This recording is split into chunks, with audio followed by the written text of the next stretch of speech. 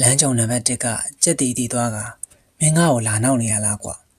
ရှန်တန်းကတော့အင်မတန်အပြေကင်းတယ်လို့ခံစားမိသည်ကျွန်တော်ကပြောပြပြီးပြီလေကျွန်တော်နဲ့ကံပါတဲ့သူတွေကိုပဲကူညီဖို့ဒီကိုရောက်လာတာပါဆိုခမကအဲ့ဒီသူတွေတဲကတယောက်မှမဟုတ်တာကျွန်တော်ကခမကိုဘယ်မှာစနောက်နေလို့လဲရှန်တန်းကလမ်းကြုံနံပါတ်1ခေါင်းပေါ်မှာအဖြူအောင်ရောင်ဝါစဝန်းကိုကြည့်ကခေါင်းခါလိုက်တော့သည်အတော်ဆိုးပါလားမင်းရဲ့ရောင်ဝါစဝန်းပေါ်မှာစိမ့်ခွက်လေးတစ်ခွက်တလီတောင်မရှိတဲ့အပြင်ကံပြောင်းလဲခွင့်ရေးပြတဲ့ရုပ်ပုံလည်းတပုံမှမရှိပြန်ဘူးမင်းမှာကံမပါမလားပဲဒါဟိုတောင်မင်းကငါ့ကိုမင်းတို့တက်တူရိုင်းလုံးကောင်းကောင်းလေးရွေးပေးစီချင်တယ်ဟုတ်လားငါကဘလို့ရှာပေးရမှာလဲကွာစိတ်ထဲမှာရေရွက်လိုက်မိတော့သည်လမ်းကြုံနံပါတ်1ကအလွန်စိတ်ဆိုးသွားကလက်သီးများကိုတင်းတင်းဆုပ်လိုက်သည်ရှန်ထန်းကသူ့ကိုသဘောထားကြီးစွာသတိပေးလိုက်သည်အကိုကြီးအဆုံးမဲ့ဝိညာဉ်ဥယျာဉ်ထဲမှာရံမဖြစ်ရဘူးတဲ့နော်ခင်ဗျာဒဏ်ကြီးအကောက်ခံနေရလိမ့်မယ်လမ်းကြုံနံပါတ်1ကမဲ့ရွယ်သွားပြီးနောက်ဆုံးနိုင်သူကနောက်ပြန်လှည့်သွားတော့သည်သူကပတ်စံအနေငယ်ကိုနောက်ဆုံးတွင်စူဆောင်းနိုင်ခဲ့လေရာထိုပတ်စံများကိုဒဏ်ကြီးပေးရန်အသုံးပြရသည်မှာအင်မတန်နှမျောစရာကောင်းလာလေသည်လူလိန်ငတုံးကောင်မင်းဒီမှာစောင့်နေငါစီကန်းကိုင်တွေကိုသွားခေါ်ပြမယ်ဟုချင်းချောက်ကသတိပေးပြီးထွက်သွားလိုက်တော့သည်ရှန်ထန်လင်တပ်ပြင်းချကသူ့ဆိုင်ကိုတခြားလမ်းသွယ်စီသို့ရွှေ့ထားလိုက်သည်မင်းနဲ့အတူအဆုံးမဲ့ဝိညာဉ်ဥယျာဉ်ရဲ့စီကန်းကိုင်တွေကိုခေါ်ပြီးပြန်လာမယ်ဆိုတာကိုသိနေရတဲ့နဲ့မင်းကငါ့ကိုဒီနားမှာပဲစောင့်နေစီခြင်းနဲ့ပေါ့လေဟုတ်လားငါ့ကိုငတုံးကအများထင်နေလားရှန်ထန်းကသင်ခန်းစာရသွားပြီဖြစ်ကလိုအပ်သည့်ထက်ပိုမပြောတော့ရန်ဆုံးဖြတ်လိုက်တော့သည်လာမေးသည့်သူတွေစီမှရုပ်ပုံများကိုမမြင်ရသည်၍သူကစိတ်မကောင်းပါဘူးခမမှာကံပါမလာဘူးဟုသာပြောလိုက်တော့သည်ဒီနည်းကသူ့ဟာပို၍လို့ဆန်းကျင်သွားစေကပိုပြီးတော့လည်းစွမ်းတည်အောင်ထင်ရလေသည်နှုတ်ခမ်းမွေးအတုနှင့်ပင်သူကအင်မတန်ချုံမောနေသည်ကတော်ဝင်မျိုးနွယ်အရှင်ဝါတစ်ခုကသူ့စီတွင်ရှိနေစေဖြစ်သည်ဖြည်းဖြည်းချင်းနှင့်သူ့ဘေးနားဘက်လက်တွင်လူတွေပိုပိုပြီးစုဝေးလာလေသည်အများဆုံးမှာအမျိုးသမီးများဖြစ်သည်ရှင်ကအရန်ချောတာပဲနော်နှကမ်းမွေးလေးကအရှင်ကိုပိုပြီးခံသွားစေတယ်ရှင်ရဲ့မင်းလေးကငယ်ငယ်လေးပဲရှိသေးရမလားချစ်သူရှိလားဟင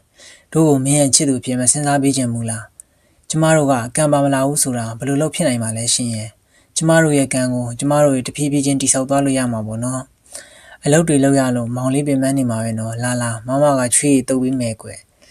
ရှန်တန်းကထိုကဲ့သို့စကားများဝိုင်းပြောခံနေရတာကိုအင်မတန်စိတ်ရှုပ်စရာကောင်းတယ်ကိုခံစားနေမိလေသည်သူပြောသလိုပင်သူတို့ကသူနဲ့ကံလုံးဝမပါချေဘာဖြစ်လို့သူတို့ကငါနားမှာဝိုင်းနေကြသေးတာလဲအဲ့လိုဝိုင်းနေတာကတကယ်လူမှန်တွေကိုရှာဖို့အတွက်ငါရဲ့မြင်ကွင်းကိုလာပိတ်နေအောင်မဲလေကွာငါကဘယ်လိုအလုပ်ကိုများလုပ်နေလို့ရမှာလဲဘယ်မှာလဲချွေးတွေက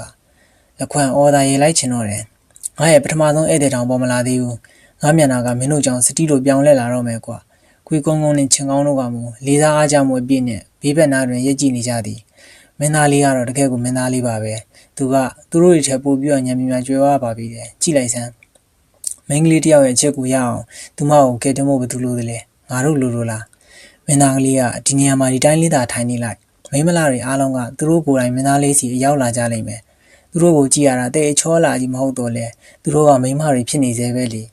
ဘေးနားကကြည့်နေသည့်အမျိုးသားတွေအကုန်လုံးကလည်းရှန်ထန်းရမနာလို့ဖြစ်နေကြပြီ။ကိုကုန်းကုန်းတယောက်ကတော့အင်မတန်ပျော်နေမိသည်။မင်းသားလေးကအခုဆိုရွယ်ရောက်နေပြီ။သခင်မသာတည်ရင်အရန်ပျော်သွားမှာပဲ။ရုတ်တရက်ကျဲလောင်သောအတန်တစ်ခုကလမ်းသွယ်အစွန်မှာထွက်ပေါ်လာသည်။ဟေးလက်ကူးလက်ကျက်မီမင်းပေကိုထွက်ပြေးခြင်းသည်လဲကွာ။ရှန်ထန်းကအတန်လာရာကိုကြည့်လိုက်တော့အခါထိုအတန်မှာသူစောစောတုန်းကကြုံခဲ့ရသောပထမဆုံးလူစိမ်းဖြစ်သည့်လမ်းကျုံနံပါတ်1စီမှာလာမှန်းကိုတွေ့လိုက်ရသည်။ထိုသူကတာဝေးရုံများဝတ်ဆင်ထားသည့်ကျဉ်ကြံသူအုပ်စုအစုကိုဥဆောင်ခေါ်လာလေသည်ထိုကျဉ်ကြံသူများ၏ခေါင်းဆောင်မှာချစ်စပွဲမင်းမငယ်လေးတယောက်ဖြစ်လေသည်သူမကအသက်15နှစ်သို့မဟုတ်16နှစ်လောက်သာရှိသေးကကလေးမျက်နှာလေးနှင့်ဖြစ်သည်သူမ၏ခေါင်းထိပ်တွင်သပင်လေးတစ်ချောင်းကထောင်းနေကထိုသပင်လေးကသူမအားပိုပြီးချစ်စရာကောင်းသွားစေသည်သူမပုံစံလေးမှာငယ်ရွယ်ပုံပေါက်နေတော့လဲသူမစီတွင်အင်မတန်အားကောင်းသောအရှင်ဝါတစ်ခုရှိနေသည်ထိုအရှင်ဝါမှာချီတန်းစင်ခြင်းအဆင့်တွင်ရောက်နေသည့်သူတစ်ယောက်တွင်ရှိတဲ့နေအရှင်ဝါမျိုးမဟုတ်ပေသူမကအနည်းဆုံးတော့ခြေတီအဆင့်မှာရှိနေလိမ့်မည်အရှင်သာတတိထားမှာဒီကောင်မလေးရဲ့ကျင့်ကြံခြင်းကမြင့်နေကျွန်တော်မျိုးသူမကိုအနိုင်မတိုင်းနိုင်တော့ဘူးကိုကုန်းကုန်း၏မျက်နှာပေါ်တွင်လေးနက်မှုလိုပေါ်လာသည်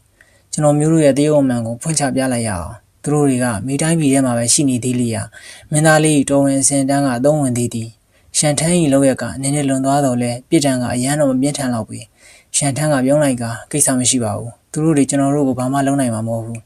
မကြမီသူတို့ကရှန်ထန်းရှိသူရောက်လာကြတော့သည်လမ်းကြုံနံပါတ်1ကရှန်ထန်းကလက်ညှိုးထိုးကအော်ပြောလိုက်သည်ကြည့်ပါအောင်နှက်မိမယ်လီအဆုံးမဲ့ဝိညာဉ်ဥယျာဉ်ကလူတွေအကုန်လုံးကိုလင်ညာနေတာဒီလူပါပဲကောင်မလေးကရှန်ထန်းကိုကြည့်လိုက်သည်ထို့နောက်သူမ၏မျက်လုံးများကအယောင်လက်သွားသည်သူ သူမကအတီးတိုးရေရွလိုက်သည်သူ့ကိုကြည့်ရတာလူဆိုးပုံလည်းမပေါက်ပါဘူးရှင်တကယ်သိချလို့လားလမ်းကြုံနံပါတ်1ကပြောလိုက်ကနမိမယ်ဒီသူ့ရုပ်ကြောင့်အညာမမိပါစေနဲ့ကျုပ်ချိန်ပါတယ်ဗျာသူကလူတိုင်းတယောက်ဆိုတာကိုဒီစကားကိုကြားတော့အခါမင်းကလေးတို့ကသိမပြောကြပြီဘာပြောတယ်ငါချစ်လေးကဒီလောက်ချစ်ဖို့ကောင်းတာဘယ်လိုတော့လူတိုင်းဖြစ်နိုင်မှာလဲဟဲ့သူပြောပြီးသားလေကံပါတဲ့သူတွေအတွက်ပဲတက်တူရိုင်းနှုံးတွေရှာပေးမယ်လို့ကျမတို့ကလိုချင်းချင်းနဲ့ကိုသူ့အလိန်ခံချင်နေတာဒါပေမဲ့သူကကံမပါဘူးဆိုပြီးညင်းခဲ့တာမျိုးရှင်ကိုရှင်ဘာများမှတ်နေတယ်ဟုတ်ပါတော့ဒီလောက်ခန့်နဲ့ချောတဲ့သူကလူရင်းတယောက်လုံးဝမဖြစ်နိုင်ဘူးသူလုံနေတာကဘလောက်တောင်မမြတ်တယ်လဲဆိုတာကိုရှင်သိလို့လားဘာဖြစ်လို့သူ့ကိုလာပြီးနာမည်ဖြတ်နေရတာလဲနေဟာငါအသေးလေးကိုမနာလို့ဖြစ်နေတာပဲသွားတည်လိုက်ပါလားအကောင်ရဲ့တီစမ်းတီလိုက်အခြေအနေကထိန်းလို့မရတဲ့အနေထားကိုရောက်လာသည်ကိုမြင်တော့အခါကောင်မလေးကပြောလိုက်သည်ကျေးဇူးပြုပြီးမဆူကြပါနဲ့ဘသူကမှသူမကိုဂီးမဆိုင်ချေအခြေအနေမှာရှုပ်ထွေးနေသေးတာချွန်းကောင်မလေးရဲ့နောက်မှာစီကံကိုင်များကသူတို့၏ဓားများကိုဆွဲထုတ်လိုက်ကြသည်ကောင်းငင်တစ်ခုလုံးဓားလင်းတမ်းများနှင့်ပြည့်နေသွားကသူတို့ကဓားများကိုလူတို့စီသို့ဓားဥတီထားလိုက်တော့သည်ချက်ချင်းဆိုသလိုအကုန်လုံးငြိမ်ကျသွားသည်အားသုံးခြင်းကလူများကိုနာခံလာစေရန်ပုံမြန်ပြီးစိတ်ချရသည့်ညီနှန်းဆိုသည်မှာအမှန်ပါလားကောင်မလေးကရှန်ထန်းစီသို့ရှောက်သွားကပြုံးပြလိုက်ပြီးကျမကထိုက်ပိုင်ချိုင်ဝမ်းရဲ့တပည့်လီလျံအားပါရှင်ဘသူလဲဆိုတာသိပြရစီရှန်ထန်းကဒီတစ်ချိန်တွင်ရှန်အောင်၏နာမည်ကိုမသုံးခဲ့သည့်အတွက်အင်မတန်ကံကောင်းသည်ကိုခံစားလိုက်ရတော့သည်သုံးမိလျင်သူမကချက်ချင်းသူကအလိန်ဖော်လိမ့်မည်ဖြစ်သည်သူကအသက်ပြင်းပြင်းရှူပြီးမှပြောလိုက်သည်ကျွန်တော်ကနီးပွန်းတောင်ပေါ်ကအနက်ရောင်ချိုင်ဝမ်းကအထွတ်ထိပ်ရှင်ဖူတဲ့တပည့်ရင်ရှန်အောင်ထမ်းမှာတွေ့ရတာဝမ်းသာပါတယ်ဗျာနီးပွန်းတောင်အနက်ရောင်ချိုင်ဝမ်းအထွတ်ထိပ်ရှင်ဖူတဲ့ဟုတ်လားလီလျံကခေါင်းကိုကုတ်ကပြောလိုက်သည်ကျမအဲ့ဒါတွေတစ်ခါမှမကြားဘူးရှင်လမ်းကြုံနံပါတ်1ကမဲရွက်ကပြောလိုက်သည်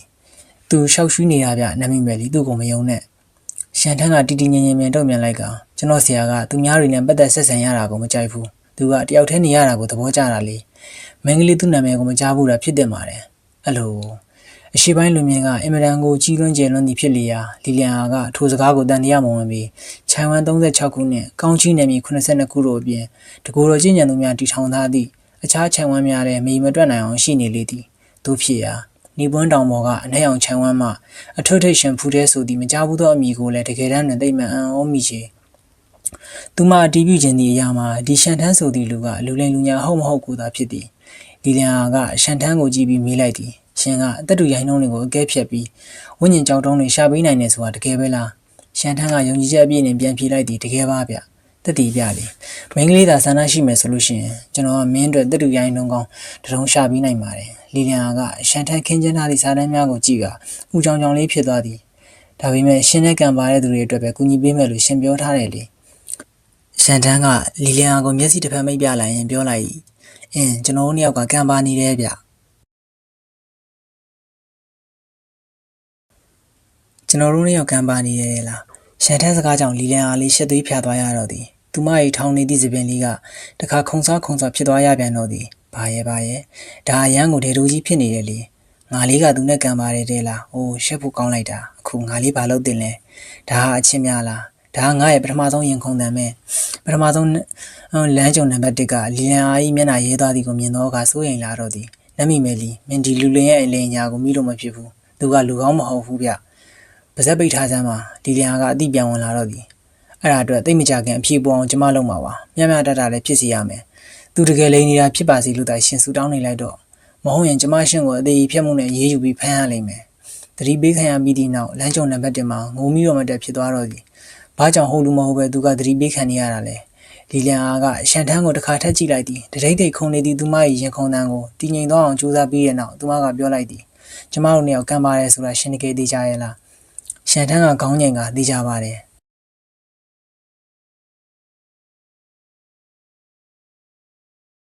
လီလျံက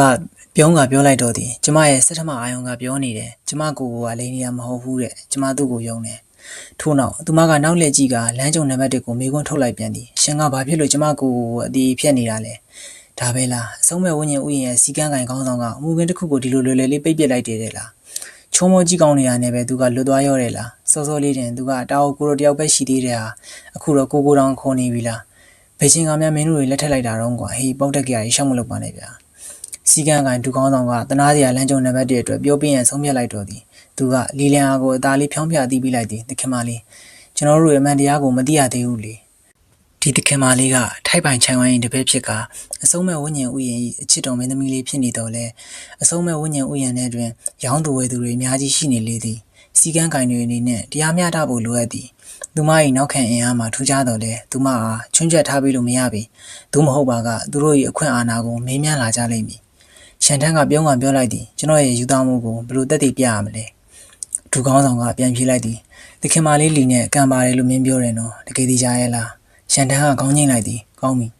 ဒါဆိုမင်းသခင်မလေးကိုဝိညာဉ်တက်တူရိုင်းတုံသုံးလုံးရှာပြီးအဲ့ဒါကိုငါတို့တွေကစောင့်ကြည့်နေမယ်တကယ်တော့ဒီတက်တူရိုင်းတုံတွေကနေရလာတဲ့စုစုပေါင်းဝိညာဉ်ကြောက်တုံးတွေရဲ့တန်းမှုကကုန်ကြငွေရဲ့နှစ်ဆသာပြန်ရခဲ့မယ်ဆိုလို့ရှိရင်ငါတို့မင်းကိုယုံလိုက်မယ်ဘလို့လဲအင်းနေရာတွင်သူကအလွန်ကိုမျှမျှတတရှိစေရန်ကြိုးစားနေခြင်းဖြစ်သည်ကျွမ်းကျင်သောဝိညာဉ်တက်တူရိုင်းတုံအကဲဖြတ်ပညာရှင်ပင်လင်တရားရာဂိုင်တော့အောင်မြင်နိုင်ခြင်းမရှိပေတစ်ခါနှစ်ခါလောက်တော့အမားလုံးမိသည်မှာပုံမှန်သာဖြစ်သည်သို့ဖြစ်ရာရှန်ထန်း၏ပညာကိုစမ်းသပ်ရန်အတွက်တတူရိုင်းတုံသုံးလုံးမှာအလိုမြတ်တာသည်ဟုပြောလို့ရသည်ရှန်ထန်းကခေါင်းခါပြောလိုက်သည်စိတ်မကောင်းပါဘူးအဲ့လိုမလုပ်နိုင်ပါဘူးကျွန်တော်တို့ကကံပါတယ်ဆိုပေမဲ့မိန်းကလေးအတွက်ဝိညာဉ်တတူရိုင်းတုံတစ်တုံးကိုပဲကျွန်တော်ရွေးပေးနိုင်တယ်လီလန်အားကမေးလိုက်သည်ဘာလို့လဲရှန်ထန်းကခေါင်းကိုအနှဲငယ်မော့ကကောင်းငင်ကို45ဒီဂရီစောင်းကြည့်လိုက်သည်ထို့နောက်သူကလို့ဝဲနေသည့်ဟန်မန်မူယာနဲ့ပြောလိုက်အရာရာတိုင်းမှာလိုက်နာရမယ့်အမိန့်တွေစီကံတွေရှိတယ်လीကျွန်တော်ခမားတို့ကိုအကုန်ပြောပြလို့မရသလိုခမားတို့ကလည်းအရာအလုံးကိုမရရှိနိုင်ဘူးဗျအားလုံးကိုပိုင်ဆိုင်နေနိုင်ရင်ကန်တရားကပျောက်ကွယ်သွားလိမ့်မယ်မိုးတောင်တွေကရှန်ထန်း၏မျက်နှာပေါ်သို့ရောင်ကြီးဖြားကျနေလေသည်မင်းကလေးသူကြီးကသူ့ရဲ့ဒီချုံမောခညာလာသည့်ရုပ်သွင်းပြောင်းတန်းတန်းဆွဲဖြစ်သွားကြလေတော့သည်ငါကိုကချောလိုက်တာလူလင်လူညာတယောက်ကဒီလောက်ကြီးကောင်းနေပါမလားစီကန်းကင်တွေကကြက်ကောပြည်သေးရဲ့လားတတုံးနဲ့ဆိုလုံလောက်နေပါပြီလို့ဟာဘာဖြစ်လို့သုံးလုံးရွေးရမှာလဲဟုတ်ပါကျမချစ်ချစ်ကလေးပင်မှန်းသွားလိမ့်မယ်ကောင်းမညီးပါပြောလိုက်တယ်သူကငါချစ်ဟဲ့လူကြီးကနောက်တစ်ချိန်ထပ်ဆူညံလာပြန်သည်ထိုခိုက်လီလန်အားကရှန်တန်းဆိုးကပြောသည်များကိုတခြားပြန်သုံးသပ်လိုက်သည်အရာရာတိုင်းမှာလိုက်နာရမယ့်အမိန့်စည်းကမ်းတွေရှိတယ်ကျွန်တော်ခမားတို့ကိုအကုန်ပြောပြလို့မရသလိုခမားတို့ကလည်းအရာအလုံးကိုမရရှိနိုင်ဘူးအားလုံးကိုပိုင်ဆိုင်နေနိုင်ရင်ကန်တရားကပျောက်ကွယ်သွားလိမ့်မယ်ကြားရသည်မှာရိုးရှင်းပုံပေါ်တော်လဲထိုစကားထဲတွင်တာဝအဓိပ္ပာယ်စစ်မှန်တို့ပါဝင်နေသည်ထိုက်ပိုင်ချန်ဝန်းကအစီနီယာကြီးများပင်ဒီစကားကိုကြားရပါကတာဝသဘောတရားကိုအလေးနဲ့စဉ်းစားသုံးသပ်ကြလိမ့်မည်သာလီလန်အားကရှန်ထမ်းမှလူလင်တယောက်မဟုတ်ဘူးယုံကြည်သွားလေသည်သူကလူလင်တယောက်စီတွင်ဒီလိုအရှိန်ဟောဒီလိုညံပင်များဒီလိုလေးနဲ့ကြည်မှုနဲ့ဒီလိုရုပ်ရည်ရှိနေနိုင်လိမ့်မယ်ဟုမထင်ပေရှန်ထန်းတယောက်ဘာကြောင့်သူမအတွက်ဝိညာဉ်သက်တူရိုင်းတို့တုံးမှရွေးပြီးရန်ဆန္ဒရှိတယ်လဲဆိုတာကိုလီလန်အားကမသိရှာပေအကြောင်းရင်းမှာရှင်းရှင်းလေးသာဖြစ်သည်သူကသူမရဲ့ရောင်ဝယ်စဝန်းထဲတွင်ကံအပြောင်းလဲအခွင့်အရေးတစ်ခုကိုသာမြင်နိုင်သောကြောင့်ဖြစ်သည်ထို့ကြောင့်ဝိညာဉ်သက်တူရိုင်းတုံးနဲ့ရွေးမှသာပစ္စည်းကောင်းရနိုင်လိမ့်မည်ဟုရှန်ထန်းကယုံကြည်မိသည်တလုံးထပ်ပို့ရွေးလိုက်ပါကချက်ချင်းလိန်ပေါ်သွားပြီလိမ့်မည်ထို့သောဆိုပါကလူတိုင်းရဲ့အပြစ်တင်ဆွဆွဲခြင်းကိုသူခံရတော့မည်လေတခြားသက်တူရိုင်းတုံးတွေတင်လဲတခြားကံအပြောင်းလဲအခွင့်အရေးများရှာတွေ့ကောင်းရှာတွေ့နိုင်မည်မှန်သည်သို့သောသူကောင်းဘောကအ내အောင်ရောင်းဝါဆုံးဝန်းကြောင့်ဖြစ်နိုင်ခြေပါဝင်နေသောဘယ်အရာမဆိုကသူ့အတွက်ဆိုးရွားသည့်ရလဒ်တစ်ခုကိုတေချာပေါင်းရရှိစေလိမ့်မည်ဖြစ်သည်စီကန်းကိုင်ကထပ်မေးလိုက်သည်တုံးနဲ့လုံလောက်တာသိကြပြီလားရှန်တန်းကပြုံးလျက်ပြန်ပြေးလိုက်သည်ဟုတ်ကဲ့ကျွန်တော်ရဲ့ပညာရက်ကိုယုံပါတယ်သူကသူ့ပစ္စည်းတွေကိုသိမ်းကလမ်းစာလျှောက်လိုက်တော့သည်နမီမလန်အားကျွန်တော်နဲ့အတူလိုက်ခဲ့ပါလီလန်အားကရှန်တန်းကိုမိအောင်အမြန်လိုက်သွားလိုက်ဘေးမှာကြည့်နေကြသည်သူများကလည်းလိုက်လာကြလေသည်ရှန်တန်းကမြင့်မြတ်သောဝိညာဉ်ပြကန်းကိုခေါ်သည့်ဆိုင်တစ်ဆိုင်ထဲသို့ဝင်သွားလိုက်သည်ထိုဆိုင်ကအ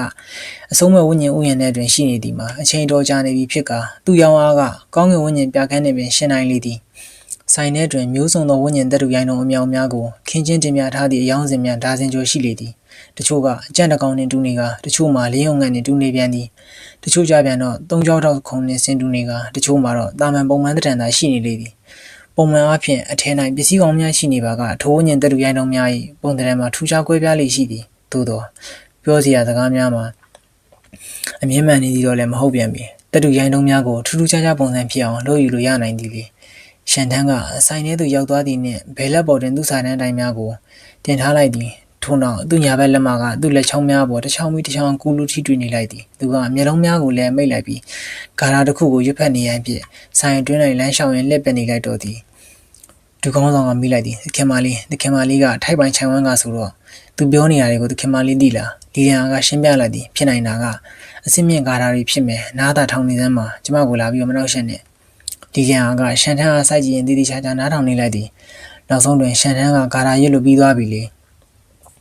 ထို့နောက်ရှန်တန်းကသူ့စာတန်းကိုကိုင်းကအယောင်စင်ရလဲတဲ့တွင်ရှိနေသည့်ဝိညာဉ်သက်တူရိုင်းတုံးကညွှန်ပြလိုက်လေတ အဲ့ဒီတစ်ခုပဲလူတိုင်းကသူညင်ပြသည့်နေရာကိုကြည့်လိုက်တော့အခါလောဟာအရွယ်ရှိခရမ်းစိမ်းအောင်တက်တူရိုင်းနှုံတရုံကိုတွေ့လိုက်ရသည်တက်တူရိုင်းနှုံမှာဘူးသီးပုံစံရှိကမျက်နှာပြင်မှာလည်းအလွန်ချုံးမွန်နေရန်ရှိသည်ဘယ်ဘက်ချမ်းကခရမ်းရောင်လုံးလုံးဖြစ်ကညာဘက်ချမ်းကအစိမ်းရောင်လုံးလုံးဖြစ်နေလေသည်တက်တူရိုင်းနှုံပေါ်တွင်ထူးခြားဆန်းကျင်သောအမှန်သားတစ်ခုကနေရာအပြည့်ယူထားသဖြင့်သူ့ကိုကြည့်ရသည်မှာအမှန်ပင်ထူးခြားနေသည်ရောင်းစည်းမှာဝိညာဉ်ကြောက်တုံးအတုံးတသိန်းဖြစ်သည်